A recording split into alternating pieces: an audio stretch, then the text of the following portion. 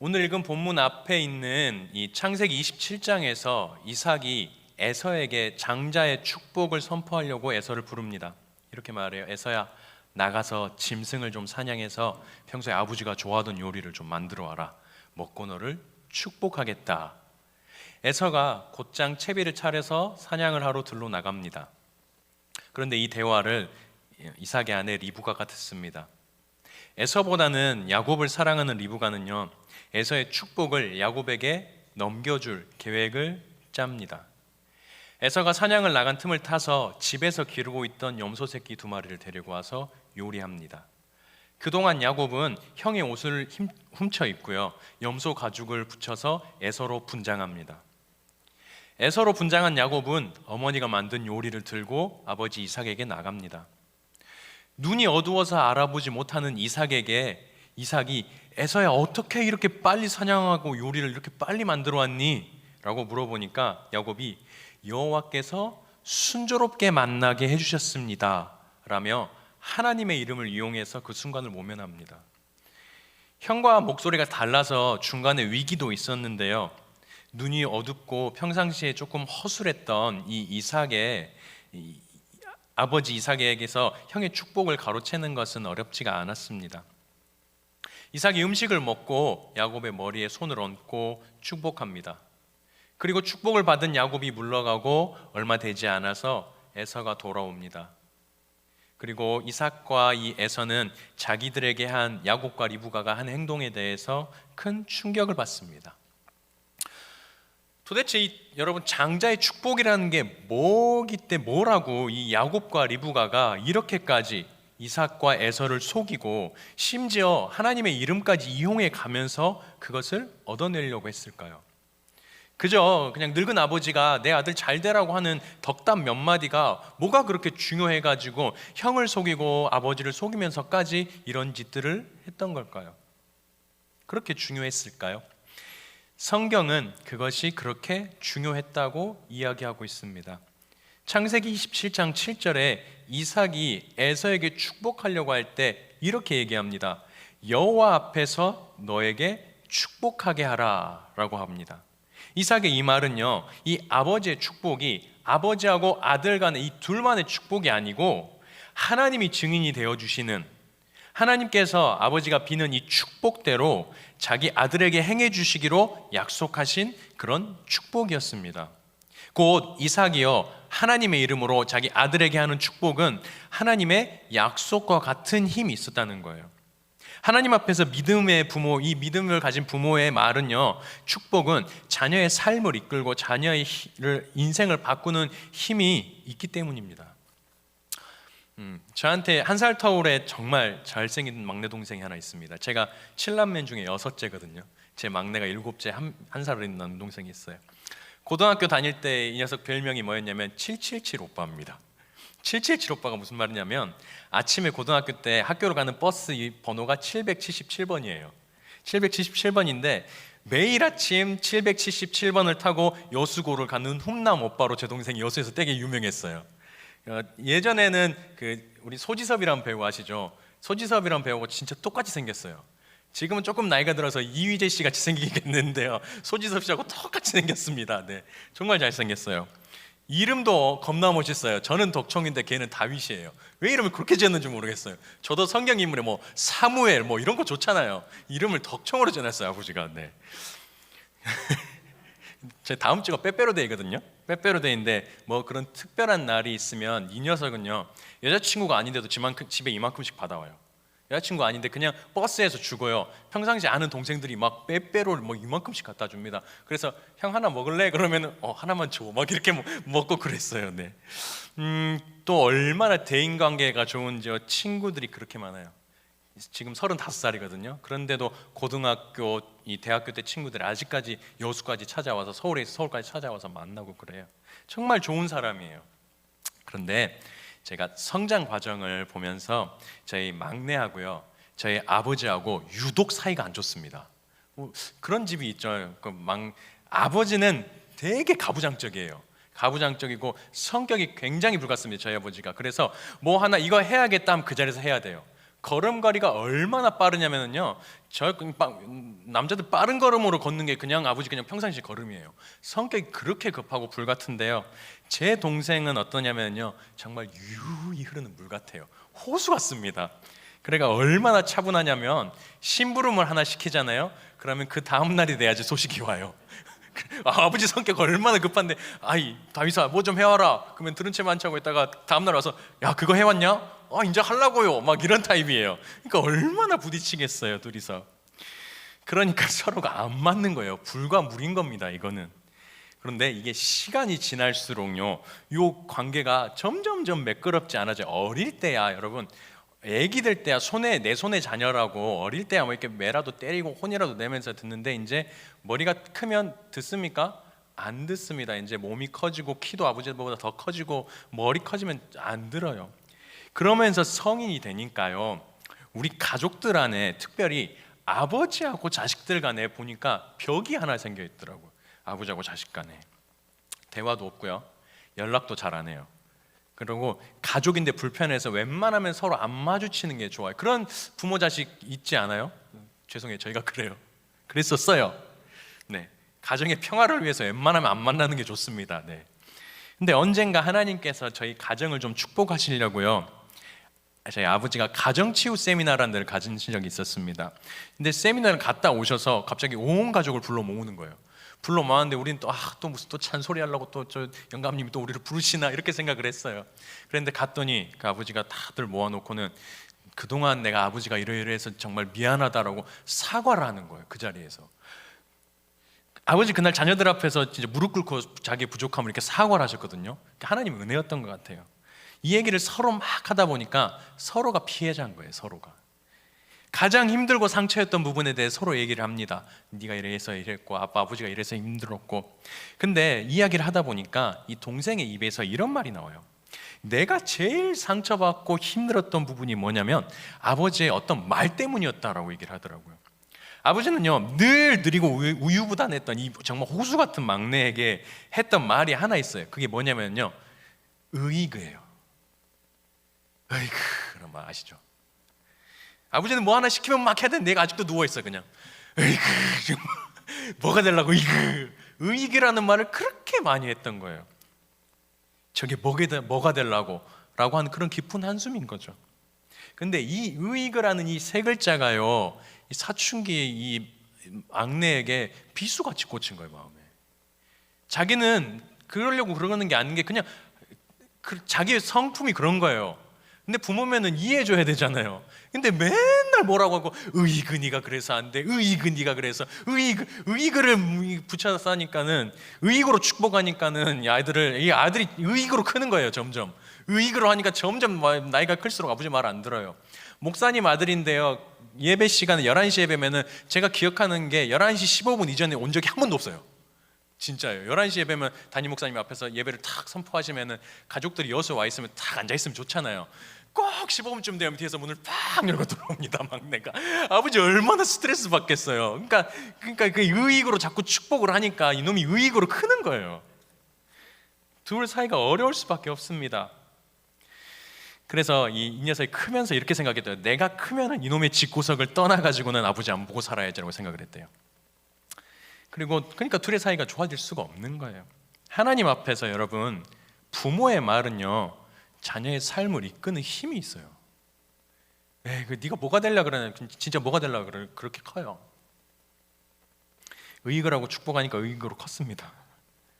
그런데요, 우리 주님이요, 사실 당신 안에 거하는 사람들에게는요, 이 부모의 말이 힘이 있는 건 맞는데요, 그 말을 넘어서서 더 강하게 당신의 신실하심으로 우리 이끌어 가시는 것을 제가 경험을 해요.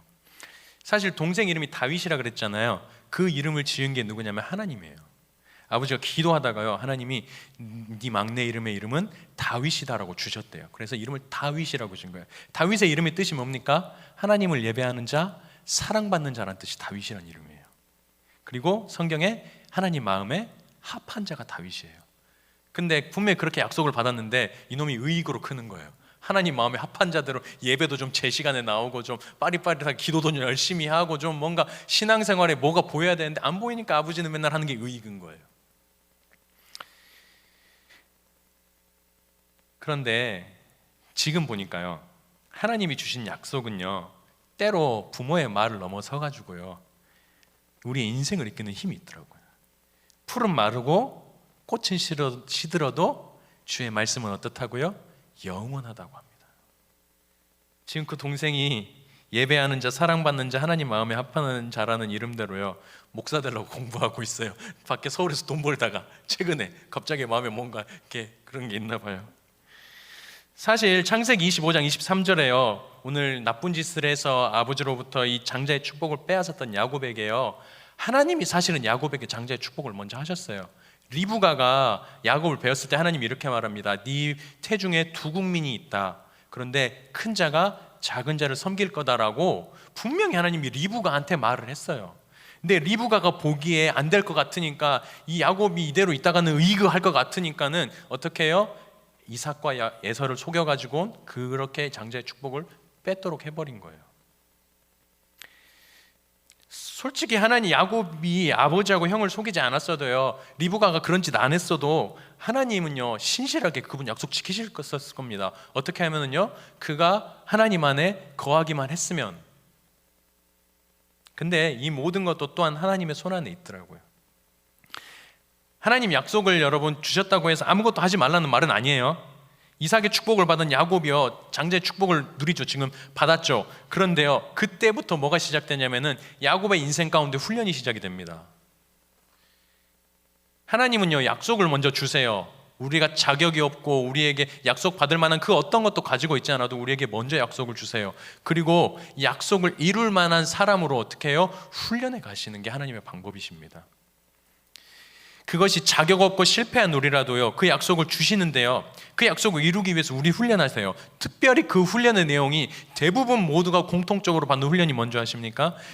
아무도 나를 돕지 않는 곳에, 주님 아니면 안 되는 곳, 오직 하나님만이 내 소망이 되는 곳에다가 집어다가 옮겨놔 버려요. 야곱을 먼저 누구로부터 분리해냅니까? 어머니로부터 분리해내버려요, 하나님이. 에서가 사냥에 돌아와서 보니까 야곱에게 장자의 축복 뺏긴 거 알았죠. 분노한 에서가 혼잣말합니다. 아버지만 죽으면 내가 저거 죽여버릴 거야 라고 얘기해요. 그걸 누가 듣습니까? 리브가가 들어요. 리브가가 듣고 안 될 것 같으니까 이 야곱의 혼인을 빙자해가지고 혼인해야 되니까 오빠 라반한테 보내야 되겠어 라고 해서 야곱을 보내는 거예요. 처음에 성경엔 이렇게 기록되어 있습니다. 에서가 화가 풀릴 때까지 며칠만 지내다 와라 라고 리브가가 말해요. 그런데 그 기간이 얼마가 되냐면 20년이 됩니다. 리브가는 그때 야곱을 보내고 다시는 아들을 보지를 못해요. 장자의 축복 받으면 뭐합니까? 누리게 되면 뭐합니까? 형한테 잡혀 죽게 생겼는데, 내가 가장 사랑하는 엄마하고 이제 다시는 못 보게 됐는데, 또 심는 대로 거둔다고요. 아버지 속인 야곱이 예삼촌 라반한테 가서 뭐 당하는 줄 아시죠? 혼인 사기 당해요. 혼인 사기. 둘째 딸이 마음에 들었는데 밤에 보니까는, 그 다음날 아침에 보니까는 첫째 딸이에요. 그러니까 7년을 더 해야 되고, 그게 심는 대로 거두는 거예요. 하나님의 뜻대로 그냥 하나님 안에 거했으면 이루어졌을 텐데, 내 생각 내 뜻대로 하려고 내 마음대로 하다가 보니까는 지금 하나님 앞에 훈련을 받는 겁니다. 어쨌든 야곱은 형의 에서를 피해서요, 외삼촌 라반이는 하란으로 가요. 그 거리수가 얼마냐면 900km입니다. 여수에서 저 백두산 정도 있는 데까지가 900km예요. 한반도 남쪽에서 북쪽 끝까지 얼마나 멀리 갑니까? 낙타 같은 거 타고 갔는지 걸어갔는지는 모르겠어요. 성경 안 나왔는지, 혼자 갔는지 종들하고 같이 갔는지도 모르겠어요. 근데 그동안에 정말 40일 50일 넘는 길을 걸어야 될 텐데 그동안에 뭘 먹고 무엇을 잘 때가 있었겠습니까? 위험하고 괴롭고 외로운 길을 가는 거예요. 그렇게 집을 떠나서 얼마를 갔는지 모르겠습니다. 한 100km쯤 간 것 같아요. 오늘 이 성경 본문의 베델이 집에서 100km 정도 되니까. 한 곳에 이르러 해가 집니다. 11절에 거기서 유숙하려고 라고 되어 있어요. 100km 정도. 해가 지면은요, 여러분 잘들 아시는 것처럼, 많이 들어보셨던 것처럼 이 가나안 땅 이쪽에 살던 데는요, 야행성 짐승들의 위협이 있어요. 항상. 그리고 급격히 밤에는 어떻게 돼요? 추워집니다. 불을 피워서 밤을 보내고 날이 밝으면 길을 떠나야 해요. 근데 해가 져서 한 곳에 이르는 겁니다. 마침 괜찮은 곳에 이르러 봤더니 둘러보다가 평평한 돌베개 같은 게 하나 있는 거예요. 그걸 가져옵니다. 돌을 가져다가 누워요. 여러분, 여러분이 한번 야곱이 돼 보세요. 내가 한번 야곱이 돼 보세요. 그 상황에서 돌베개를 눕고 하늘을 쳐다보고 있으면서 무슨 생각을 할까요? 엄마 보고 싶다 이 생각하지 않을까요? 따뜻한 집이 있는데 나는 왜 이렇게 추운데 와가지고 이러고 있지? 그러가다 화가 나가지고 아니 그 장자의 축복 좀 뺏은 게 못됐다고 나한테 날 죽이려고 이렇게 할 수 있지 않겠어요? 그러다 잠이 듭니다. 꿈 하나를 꿔요. 긴 사닥다리가 바닥에서부터 하늘까지 다 있습니다. 그 사닥다리에 천사들이 오르락 내리락 하는 게 보여요. 꿈 중에. 사다리를 보다가 위로 쭉 올려서 하늘을 보니까 누군가 서 있습니다. 근데 그 서 있는 그 사람이 대단히 이상한 말을 해요. 야곱에게. 야곱아, 나는 여호와다. 너의 할아버지 아브라함의 하나님이요 내 아버지 이삭의 하나님이라 라고 얘기해요. 내가 누워있는 이 땅을 너와 내 자손에게 주겠다. 그리고 여기가 중요해요. 내가 너와 함께 있어. 내가 어디로 가든지 너를 지키고 너를 이끌어 이 땅으로 돌아오게 하리라 라고 해요. 내가 내게 허락한 약속들이 다 이룰 때까지 절대로 널 떠나지 않는다고 말합니다. 여러분, 거짓말로 지금 야곱하고 형을 속이고 혼자가 됐습니다. 그리고요, 자신은 하나님 이름까지 이용해가지고는 지금 장자의 축복 받았다가 쫓겨나는 사람한테 하나님이 찾아와가지고는 이래야 맞는 거 아니야? 너 잘못했어. 너 회개해. 너 그렇게 해가지고는 복음의 통독 안 돼. 넌 지금 당하고 있는 게 싼 거야 라고 말하는 게 맞지 않습니까? 근데 주님 뭐라 그래요? 내가 너와 함께 있어라고. 여러분, 주님이 야곱에게 책임을 묻거나 책망하지 않으세요. 왜냐하면 주님은 다 계획이 있거든요. 그 뒤에 정말 갑자기 단어가 생각이 안 나는데 죄송해요. 조금 비속어를 사용할게. 진짜 진절머리 나게 고생을 시킬 걸 하나님이 알고 있었어요. 야곱은 엄청나게 고생합니다. 야곱이 죽기 전에 마지막으로 난 요셉 때문에 이집트 바로 앞에서 하는 말이 뭔지 아세요? 내가 120년을 살았는데 내가 험악한 인생을 보냈나이다 라고 얘기해요. 야곱은 정말 험악하게 인생을 보냅니다. 기댈 거라거든요. 차갑고 따끈따끈한 이 돌베개뿐인 이 야곱에게요, 그가 누운 자리에 하나님이 책망하지 않고 찾아오세요. 그리고 뭐라고 얘기하냐면요, 이제 돌베개에 기대지 말고 나한테 기대라라고 얘기하는 거예요. 내가 너와 함께 있어 어디든지 함께 하겠다라고 하는 겁니다. 사랑하는 청년 여러분, 또 미담이 지체되신 여러분, 하나님이요 우리 찾아오실 때요 또 약속을 주실 때 우리가 그 약속 받을 만한 자격이 있어서 받는 거 아닙니다. 우리 뭐가 하나님 앞에 내놓을 만한 게 있어요? 하나님 보시기에 우리가 받아들여질 만한 게 뭐가 있습니까? 하는 것마다 숨 쉬는 것까지도 죄라고 하는 사람이 있었잖아요.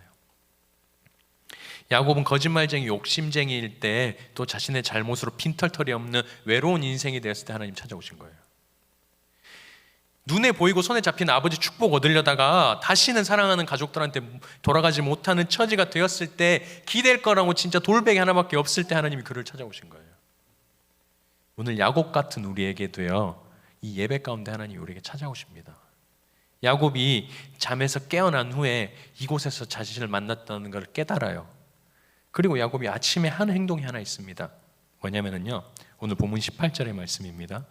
야곱이 아침에 일찍이 일어나 베개로 삼았던 돌을 가져다가 기둥으로 세우고 그 위에 기름을 붓고, 야곱이 자기 누웠던 돌베개를 가져다가요 자기 기대고 있던 눈물이 쌓여있던 이 돌베개를 가져와서 세웁니다. 여러분, 돌을 세웠다는 것은요 약속의 표시예요. 돌무더기를 쌓았다라는 것은 언약을 했다라는 뜻입니다. 나와 하나님 사이에 약속을 세우는 행동이에요. 조금 더 깊게 나아가서 하나님 앞에 제단을 세우는 행동이었어요. 지금은 사정이 여의치 않아서 돌베개 하나밖에 못 세우지만요 분명히 이건 단을 세우는 행동이었어요. 단을 세웠다는 행동은 뭡니까?